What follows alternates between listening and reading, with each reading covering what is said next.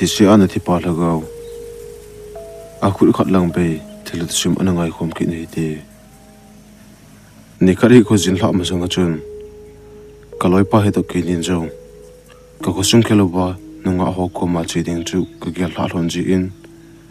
kaloi pa to ki nin jo ko thim ma sanga tin an chu ka kini hlonin an kani zu hlonin kaloi pa chu in na hi no pa in chun bai tun hla chun do manu ko ma chi ding ti lo ham ti nei dong in hi le ken jong hingi nangla na ki go hi lo ham tin ka dong le na hi le kaloi pan jong hingi ka ki go cha ka no pa pa pai tai tin sangkolum khat chu ka ke a in kaloi pa to ke ni jong boy kim te khu a chi ding chun ka ki go do hlan ta la hi ti chun osung ka khel hlan chu bo hin kaloi pan jong ai poi bai trong khat hi ti hi te ko jong ka jing la pa pa hin tin lamso chang them khat num dom ding ham tin trong khat hi ta di ding ham ti a hin sei phanin ken jong hi chu ko ma hi ka jing la pa pa le i lamso jong them khat ol do men tin lam to jo jong num do men te nunga ko ma a ki chi di to tin kanui khom hlonin ke ni jong aban chu choi be talobin chomkhat chu ko hin ke chol hlonin chomkhat chu bo hin kaloi pan jong a he poi bai wadung zo ku del zo hitin wadung kun ke chol na hi tin ke nin jong wadung lang chu ka jon phei hlonin wadung ko pha pha hlonin wadung chun mai ho ka phei hlonin ka phei jo hlonin chomkhat chu ka ke chol hlonin ka ke chol hlon jo bo hin aban lam to le lam su chu kong kal ki hlon ta na hi alang khana thinglang lampi ki zot hi ji chun boy kim te khu chu to ki ho hu chu aki kam phat lo bangin pungka thu ma hi ki su mang ji in hi alang khana ki nin jong lam ka hen ja jing hlon lai hin kaloi pan jong bai hilanga hi jano ya ki chi phal le masanga chu mi kha khanin thilana tu jiu na cha kha ema hin tin ken jong i pithilem bai ka za khapoi ne hena hi le hin sei tango tin kaloi pa chu ko dong in hi le kaloi pan jong masanga lampi ko ma timpung no ya ki bui pa a hlan ko ma a hin tin aban chu sei be be ta pun hi le ken jong aban chu ipiti ham bai tin ka dong le in kaloi pan jong amun chu i ho pa ding hin amun i khel chowa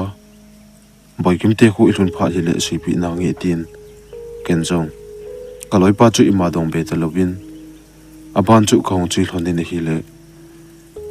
i chan ho kain pha hlan chowa ngamang sung kam pi la kain pha hlan hin ke hi apo do be se lo ka hin ka do manu hi to ka kingai na hlan jong a sot nai pun hi chin hla ka ki mu tu hlon ding chu ke dinga apan sa pe na hin kaloi pa to ki ni jong gampe sung la kain pha zu hlon hin kaloi pan jong igal jama thing phung noi khu bian a hin tin ken jong kadin na a ko na chun ka gal lang chu ka abe na hi le thing phung noi ya cross khat akitun chu komun ken jong lungdong ta achung ka bian kaloi pa ko ma bai hi chu koi hlan ham tin ka dong en hi le kaloi pan jong hi chalai khu ka ti hi tin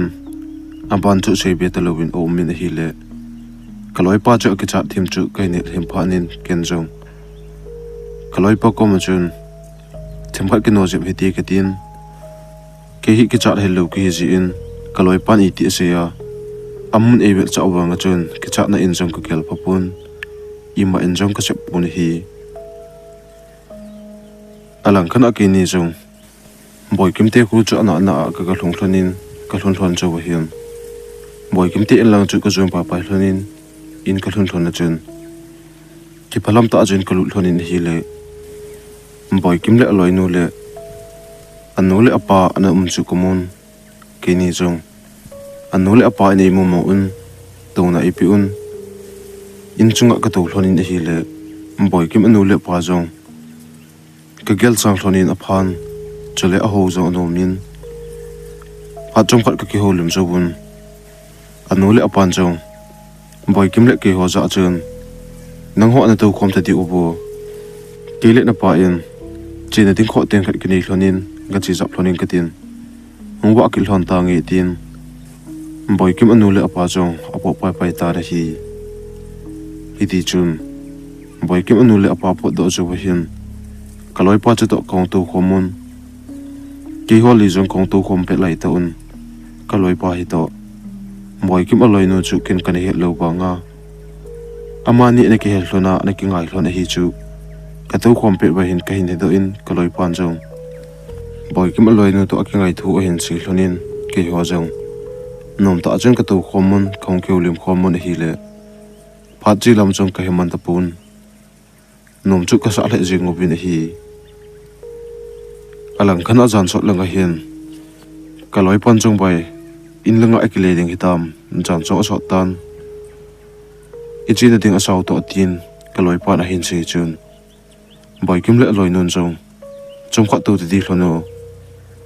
kanule ka pa ong pha chan nei to pu na tin ke nin jong boy kim anule pa ong kele ding pha chu anga to gomin kong to khom bin hi di chun jan so ong so chi chin pung chu ka ave hloni hi le pung som le ma khai ho chu na hatan ke nin jong pung chilam jong hemal lo ba kana to khom chu nom ka sa wal chi un aban chu kain to be un hi le chom khat jo ba hin boy kim anule apa cha ong pa pa yin boy kim anule apa ong hlon jo ba hin nana to hlon na lai ham apa e nang ni inana to pi hlona na pi le opa e tin alang kan akin nin jong ka kile hlonding dan chu ke cha hlonin boy kim le abloi nun jong get ge chan chu hun tha hloning e tin polunga chun kong pot no pa payun get cha hin tha hlonin ke nin jong ko sunga pa na chun in lang chu ka hin le chu hlon ta na hi ti chun i chanam kan pha hlan jo ba hin kaloi pa ko ma bai yung lang ana sei chai lo chu nei sei pi in tin ka dong ta na hi le kaloi pan jong in ho pa na muna athi pa chu ti si a thi hin ama athi hi nja dang a hin chu khil bol khil ane ji uba ngamba ho in tha a hin chule ama hin ipi pen chu khil ane ham ti hi koi ma na he pun ama hi za dang hi banga Christian hi ji a chu ko chungmi pi ten ngai ro ta a hi chilang mana abui pa pa yo hin ko chungmi pi ten a sei da no hi le hi che na tha pa hi thingnoi la a pang hin ja dang ho thingnoi la a pang hi ji a ama hi spai ho to ki he tu hi ji a aloi hon jong a hin he do ni khu a tha o hin mel che ta a tha o hi ma hi hin tin ki che ta a chu na hin sei ni hi le ken jong ai poi bai a thun sei ki win jong na ki cha hi le kilomi hi chi thu chu na ki cha to na ye katin ka ka anu yin hi le kaloi pan jong ka ki cha thoi bai aji chu masanga jong hilai muna an chi hon til kha khat buina na tu ji un ama chu a hlan chung la in jong an mo ji obe chule ama hin he no he patin gamang sum ki thong jin chunin anule apa na ko jin anule apa sab gin chu hosumi pite aba le le hon anaza ji o hin hiji a chu ka ki cha hi bai a hin tin ken jong hi chi hopo chu ki cha nga hi chule phat ma sang lai hi tan tuni ma te ta pun ti a kaloi pa ka sei pi ju chun kaloi pan jong nang ma su o a hin tin ke chu ma san ka pangin kaloi pa to lampi chu ka hin chu jing hlon ta hi le kaung lang hlona lampi ko ma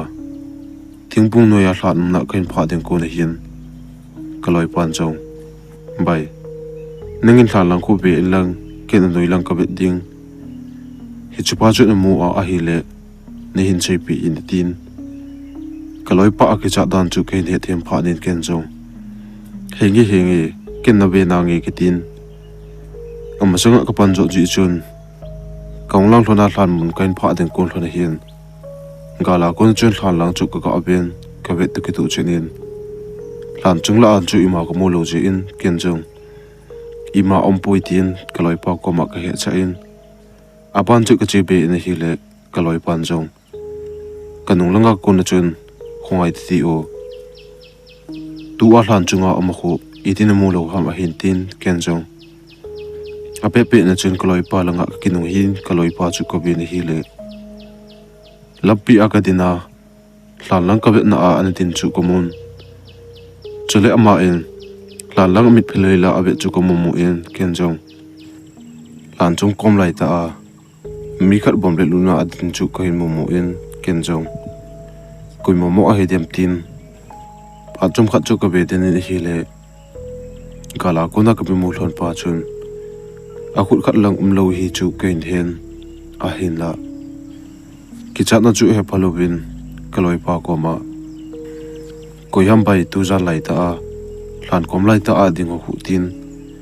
kaloi pa chu ka dong in hi le kaloi pa chu nei don but pun chum khat chu hin kaloi pa en jong kino ta in jam ta he ti tin alan kana kaloi pa ka bet ki tu in kaloi pa chu aban ke hin khal ta na lampi langa alhai pai pai chu komun ke jong ka kinung hei ki nin lan chung chu ka ka abe na hi le lan chung lai ta ading pa chu adin namuna num ta pun ken jong ma ko mo lo pha nin kaloi pa chu ka ka abe le ni hi le kaloi pa chu lampi a alhai chu hoilang alhai pa pai ham apa na chu ko mo ta pun hi kaloi pa ko mo lo pha na chen ke jong ape pe na chun kino thim ta in kal hain kaloi pa nung chu ka del tho ta ra hi alang kana ai chan hom ka pha ju ba hin gala ko na chun mi khat lampi a alhai chu komun lampi a alhai chu ken jong kaloi pa ke sa jin ama om na lang chu ha thim ta ka del le ka del pe lai ta hin kamasanga kaloi pa banga ka ge la alhai pa chu lampang langa ka mang sung la a alhai la pa pai chu komun ken jong kaloi pa lampang langa alhai la ka mu in ken jo ipi ngai to hidiam tu ta alam thang langa alhai la pai pai ka tin kaloi pa alhai la na mun ka pha pha in anoi langa ka mang sung lang chu ko ka ave de hi le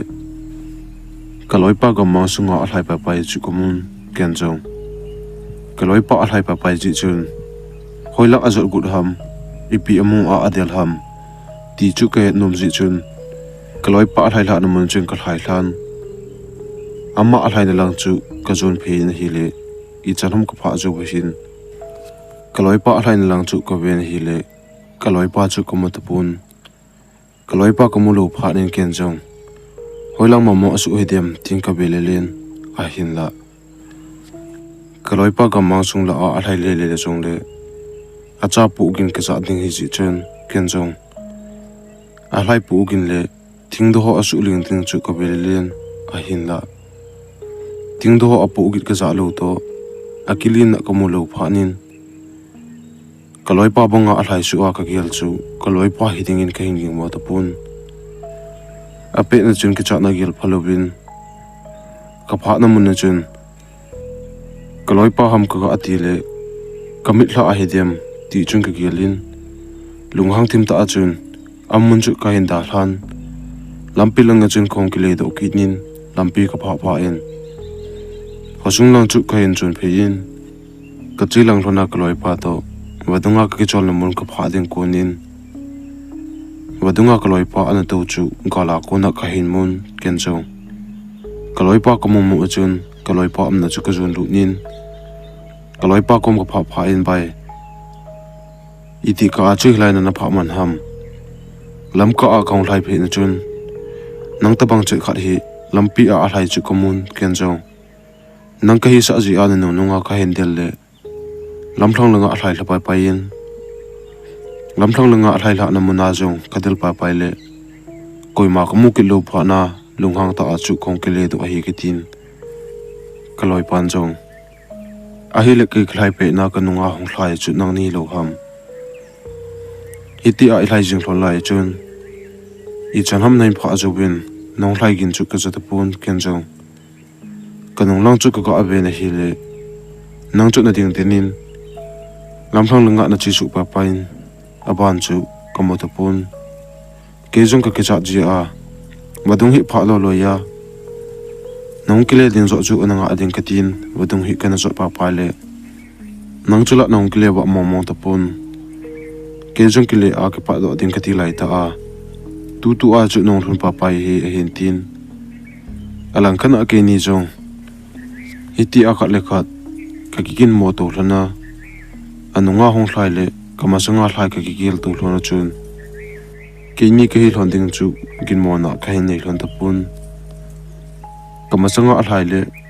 gamang sunga hlai la chu koloi pa a hi lo ding ke her phanin ki chat te za hello pa chu ka ki ahong cha na hi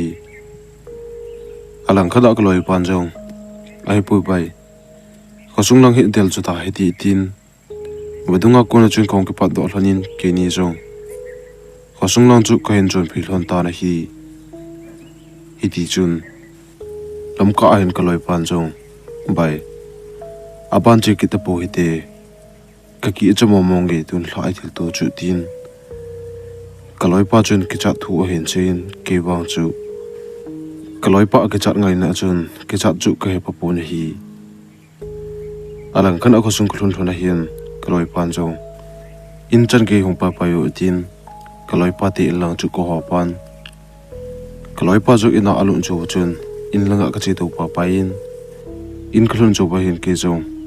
lupna chung ka exam thapa pain kathil zo chu gel lobin ni la a kaloi pa to ka chi hlona ka gel changa boy ki ma phat to anule apa phat ki chu ka gelin lamka a kathil tu chu ka gel do ta pu na hi iti chun ni la kha ri kaloi ho to khosung aning langa chun ka chi pheyun khosung aninga kem chunga chun ka to khomun jana chun ka ki ho limun ngop ko hlaun chu the na chuna bang chun la ka saun ko khom bin hi le phatum kha jo hian ka galang wa pa kim te khulang azop na a ko na chun nupi kha ki no ta beng a hin ki pu a lampi a hong lai chu ko mu un ki hon jong ka to na kim chunga ko nin ngala ko nin ka be un hiti a ka be pe lai ta un la ka sa gin le ka chu gin chu nupi nun chun za hele kilom ta chun ki hom na langa hong lai pa pain ki hom na kom a hin pha pha chun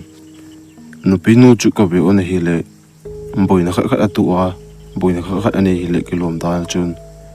ati ki thing de dunin chule amai so zong ki cha mel apun hi chu ke ne do un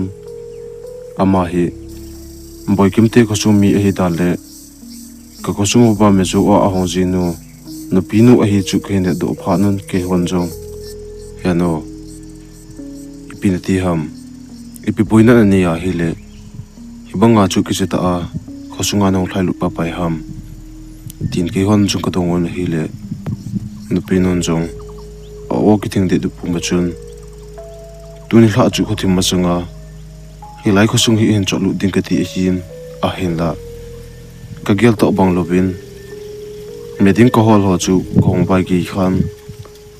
ke jong bai gi ta chun an kani zu ba hin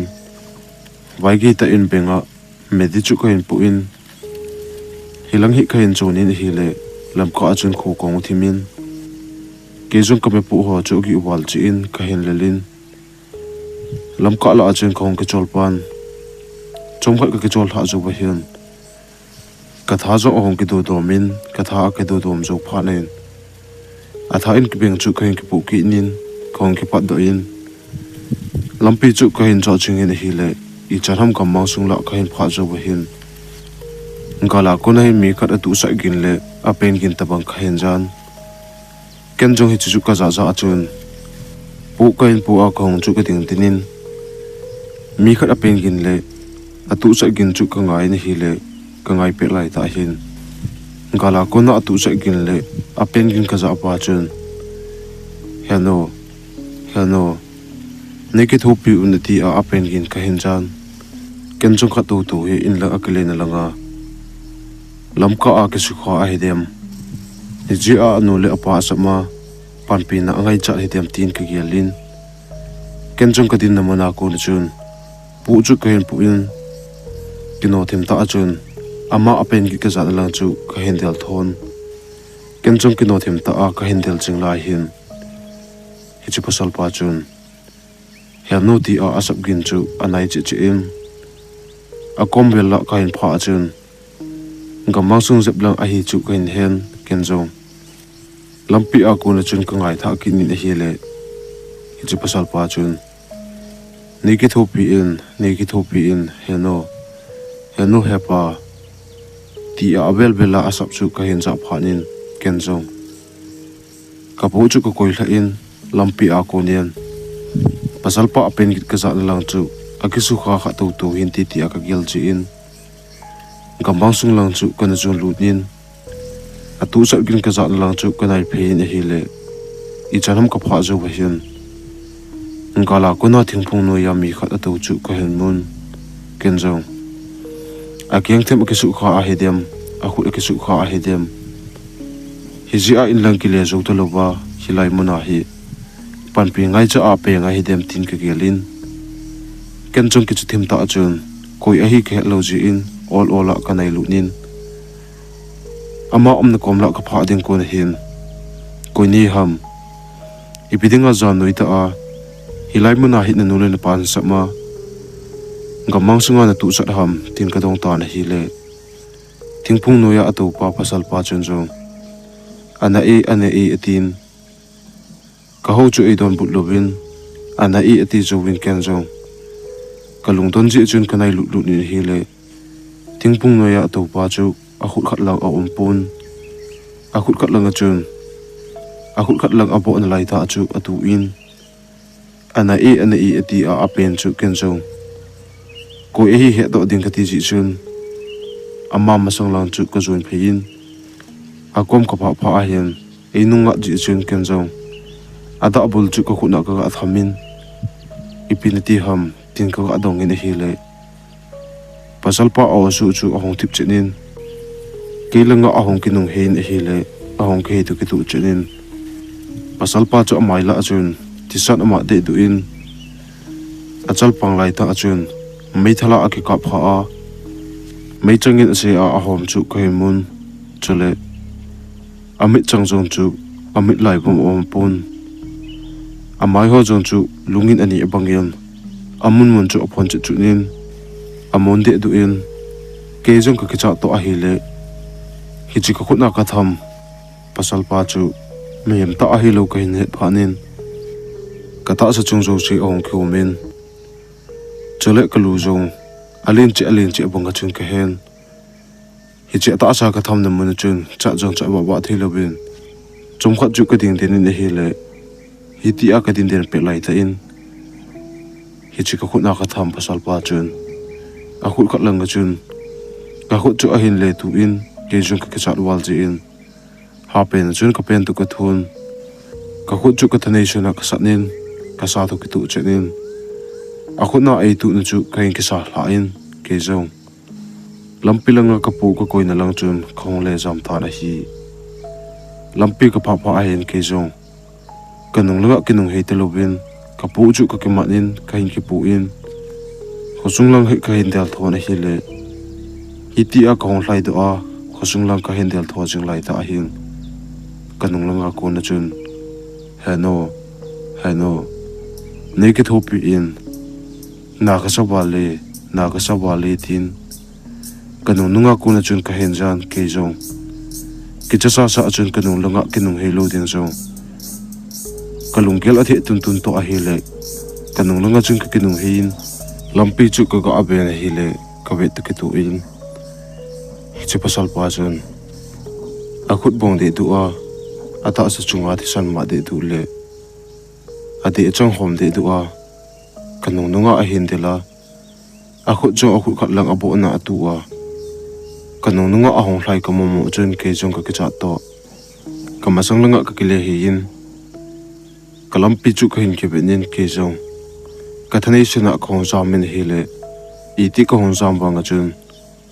kanung le a hin pha a anu le apa asama na ka sawale iti gin chu kanunga kunin ka hin jingin ke jong phabe pi kong jam do zo wadung ka hin nai pha na hian kanunga kuna pasal pagit kaza chu amang ho hoyin wadung kain pa chun kanung langa kuna kaza tapun kezong kicha sa chun kanung langa kile hi kinin lampi chu tha akabe kinin hele che pasal pa chu lampi achun kamu tapun kezong kamulu phanin wadunga patnin beng chu kain ki puin kasung lang hi kinota akain tel tho ai etia nupinu in ahin se ka zaun ki honjo nupinu in atuta aba ahin se hi ding chu ke phanun ka bonu ba no mo ka sa auto ahile ka ka jiun nupinun jong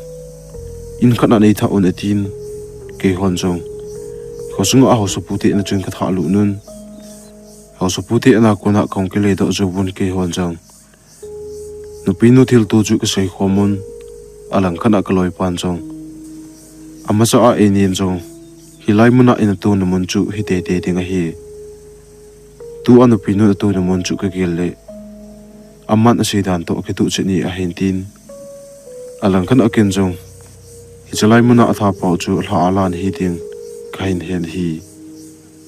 alang khan ake ho jong au saputi na kuna khong kile do ju phanun kem chunga tu te lo ben in chi chu kile ju ta ben hi iti chun jingka ahin ke jong an kani zo zo bin kanol ka pa in lo langa na dong dinga ai sol ji un ken jong kana to na bon chu ki su tu in ina pa na chen kong ke pa do in khosung lang chu kain jun phe in hi le khosung kain pha khosung ninga jan la ka to na mun kain pha hin lampi akuna gu lang chapang khat a hong chu ka hin mun ken jong ama ka momu chun tip chana pa ding ka tin hi le aman jong heo nang hi boy min he na lo ham tini dong in hi le ken jong hinge ka hi e piti ham tin ama chu ka dong leng aman jong heo ka kosung ba boy kimian nang chu thu hin he cha ne tin hi ji a chu nang ka hin he cha pa ne hi e heo boy kimin tu jan le ka pa adam mo in kanu to jan ko ba ka to pi ding chu ka gele no mo ka san hi ji a chu no ona a hi le ne hin to pi ding ham tin nang ko ma chu ne se pi in ti ji a ka hin che e a hi jong le ke jong kile pa in ka tin kanu ka pui ta nge jar la ame ju a honga hin lel jong lel bal ding he ta e tin hi le ken jong jar la ame ju a hong nu a chapa a hi ding chu ka hin hen a hi jong le ka ki pa ai ka tin lomun lang chu ka jong pa pai ta na hi lo lang lampi ka zo jing lai hen ken jong lam ka a chung ka ki gelin tu na pe na ka chi the le a pha hi din an le ka chi le mboi na khat khat hi ki tu ding hin tu la lo langa chi lo the hi pun ti a ka ki gela lam ka zo jing lai hen lomun chu ka hlong do in ken jong ipi hile kaloi pa hi ki te po phonin tin ahong nom lo ba a hele khoba pe na khosong chu ka hlun wa dinga hi ke tin kino ta achun ken jong ka to ading ka hin ki to in ni hla lang pung thum ho bela hin ka to cha in langa chung kino ta a khong kele in ka hlun chobin kanul ka pa ko ma ka chin ding chu he sa ding ka ti le jan ting la min buina atu ji chu eja da di ji chen ken jong kanul ka pa he sa ta lo bin kanul ka pa ko ma kaloi pa en thil bol ding kho te ne in kaloi pa ko ma chu in ka tin jan chong khong ki pa mai the e tai ka tin kanul ka pa chu ke he cha in kaloi pa te lang chu ko zum phe ta na hi kaloi pa te in ka pha hian kaloi pa ko ma boy kim ko ma che ding ka ti dan chu ka he sa ne hi le aman jong amasa a ka thil tu hlon chu ke cha ji in kaloi pan jong ai po bai kana to jong kalel thimin tuni hla chu hongda ta nge tin alang khan akaloi pa chu akicha ji a hong nom lo hi chu ke hen ken jong abela ka ko nom di tapon kaloi pa ko ma bai kongkile gi ding hiam tu jan chu ne inova konggi pa pai ding hi kot kain lo a kain sa pha le kot nei non pi la chen ka tin kaloi pan jong hingi hongkile ba je mu tin ke jong kaloi pa te in chu ka dal ha pa pai in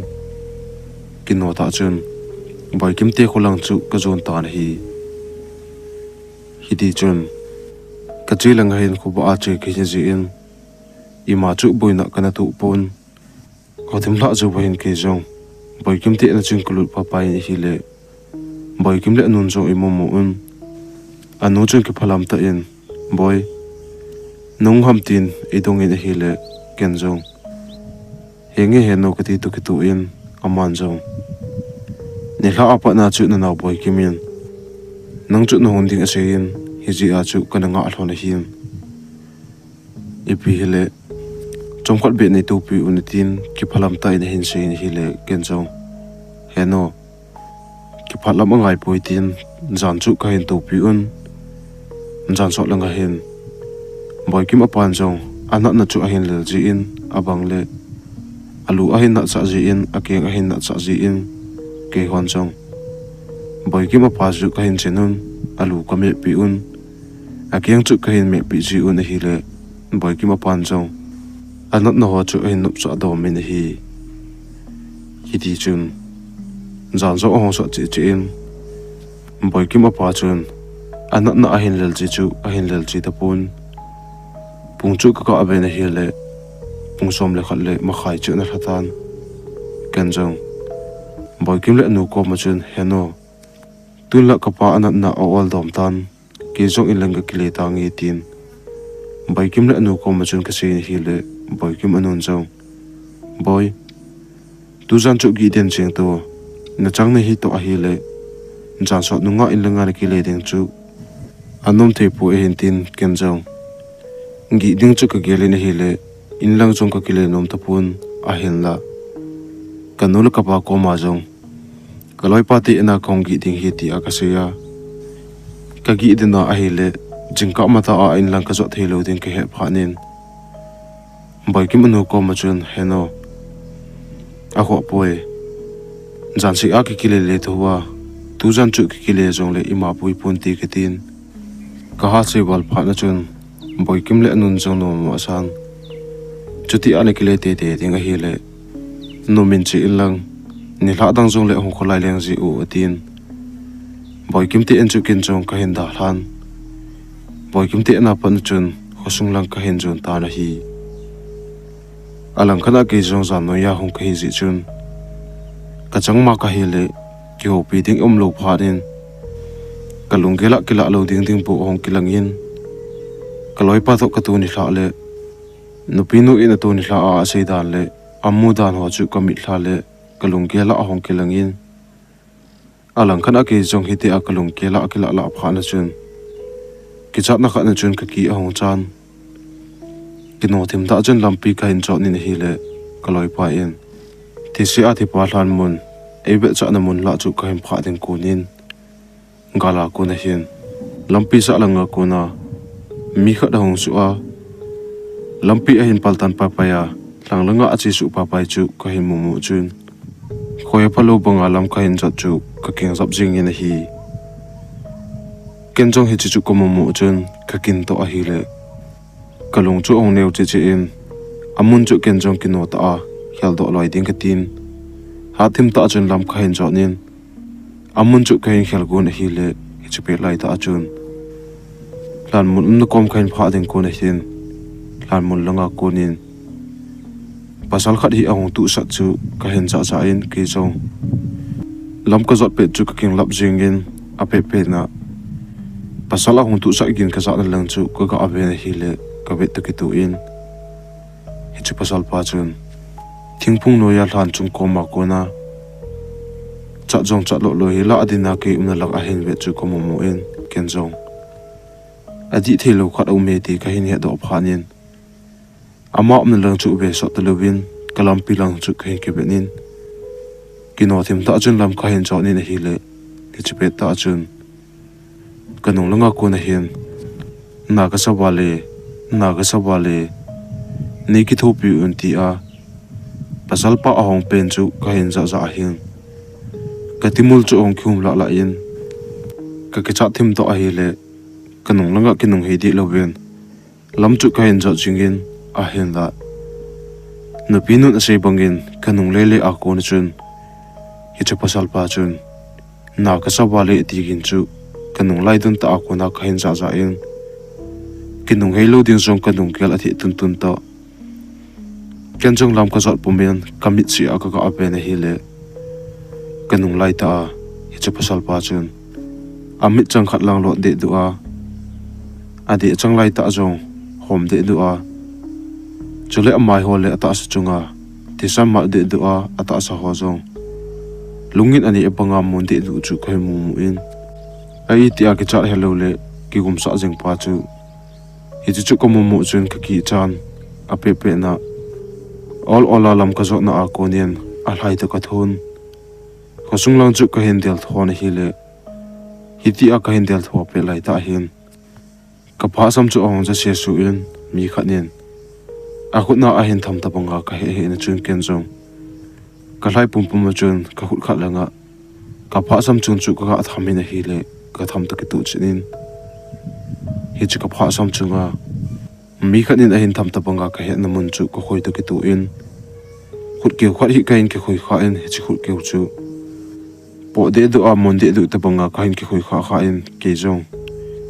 ka ki chat to a hi le ko ul che mo pot long hemal lovin ko umna a ko na chun a hai to ka thun ha pe na chun ka pengin ken jong lampi lang chu ka hendal chingin hi le lampi a kong lai pe lai ta hin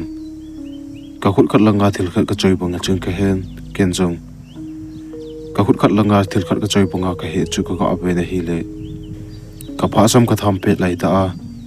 khut khat mon de du ka ki khoi kha chu abong le lu na ka hin ki choi chu kai mu mu in ke jong ka ki cha to a hi le ka khut khat langa ka choi khut ke mon de du chu ko khut na chun ka hin pai hlan aban chu kong lai be in hi le pa chom pi ta bang kong lai do jo be hin kanong langa ko na ka bilkul do na chun hoi lai chan azam gut ham tin thu ong ke se in hi le ka ki chat na asang che che em ka thani su na chun badung le ko sung lang su ka hin del thon badung ka pa pa a hin ka lungel a hon nom do min ken jong kanung lang chu ka le be ni hi le kanung langa chun koima ko mu ta pu ni hi alang khan again chung koima ko mu lo phanin ka ki chat to a hi le badunga jong sot ngam lo bin badung man chu ka hin da hlan a pe pe na khosung lang chu ka hin del tho ta na hi ti chun ki chata le ti jata a khosung lang del khi ji em ana na achun khosung chu kain phan ken jong khosung ko pha pha hen kaloi pa ti lang chu ko ju pa pa in kaloi pa ti in kot ka pha pha in kot chu abe te ka thun kaloi pa chu ka samin hi le kaloi pan jong kot chu hin hongin kot hon to ki tu en ke imu mu chun ka ki chat le ka ti za a he he nin ipinati hampai ipitinga ki chata a ko chu na hin lo to na thu a nen sa mamatin alang khana ke jong ka dang cha to kong hlai na langa ka chol bal ji chun paw jong ka paw ba thei ta pun kaloi pan jong kalel le ka chol le ka dang cha hi din a hin he phanin tui chu hin so in tui chu ka do nin hi le ko asu do lo jong ko hong su do in kaloi pa ko ma kong ke le langa ka thil to chu kloi pa ka sei pi in hi le kloi pan jong ai po bai hi chu ka he ji a tu ni hla a nei ko wa jong na nong chu ka hin jui lo a hin ken jong ka dong manu bang ka mu nom the jinge ni kha chu na chi ding le ki mu tan ti tin kloi pan jong aba na hin sei ben bai tu ni hla a chun hau sapun hla hin samin jing le tha kun ko ma boy kim te khusung to e ho khusung ki zo mat na alam pi amun hi chon dik ati dan le khonoi langa pa na ki zo tu na ding lampi sa do ding atin hlang hin sami jan hlai tha nu nu pi nu chun atil to chu house pu a he cha item wale khosung mi pi mi dang dang in chung atu ji a house pu ko ma he ki phina lampi hi chu ma sa do ding ati u hi dem jingle tha kun khom ding ati un ji achu ken jong nong kile phale sei pi ding kati a kananga a he tin alang khan a ko sung khaluna kaloi pa ko ma ka to wa nga chun katil to chu ka gelin kami hlana be denin kapum chunga ti zat na inbo katim na la yin hi alang kana kaloi pan jong ka ki cha he ji in chunga me ti pi in me chu koi lum thlonin ka ki cha no tim ko khana ahong pha dom pha nin kaloi pa do ki ni jong zan chu ka ki chol do thlonin aji nga hin thakun theilobin inna chun ka ki cholin khosung mi pi ten jong khosung aning langa ko na boikim te khosung le keyo khosung lampi ki zot tu na chu ahin kha un anoi langa ko na ki zot tu na ding chun lampi tha ahin sa do un lampi alui lang he mi popo bin pha lo ding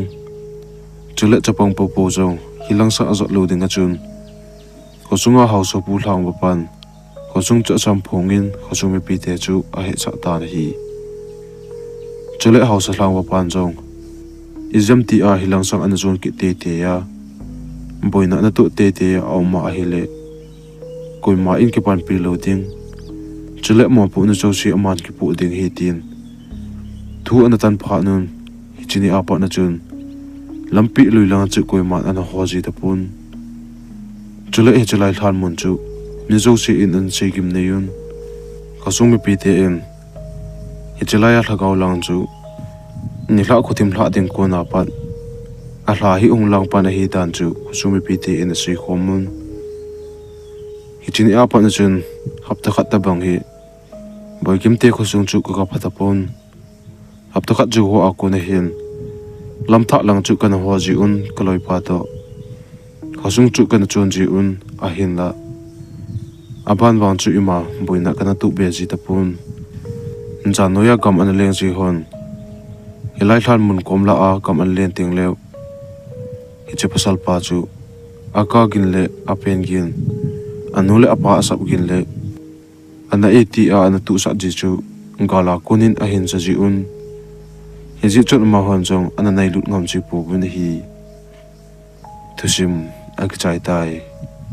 aban anga kin hi ti na bonun mang pha